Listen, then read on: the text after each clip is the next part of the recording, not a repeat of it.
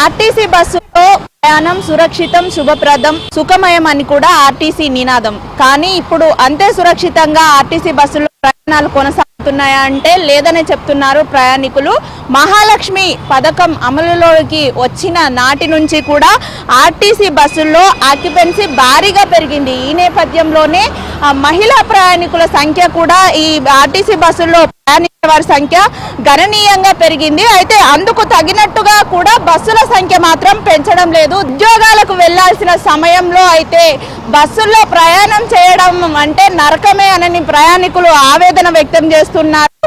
ఈ free bus పథకం అమలులోనికి వచ్చిన దగ్గర నుంచి కూడా మనం హైదరాబాద్ నగర పరిధి వరకే చూసుకుంటే దాదాపుగా 15 నుండి 18 లక్షల వరకు కూడా మహిళా ప్రయాణికులే ఉన్నారు. అయితే ఈ గతంతో పోల్చుకుంటే ఈ ప్రయాణికుల రద్దీ రెట్టింపు అయింది. అందుకు తగినట్టుగా మాత్రం ఆర్టీసీలో బస్సుల సంఖ్య పెంచడం లేదు.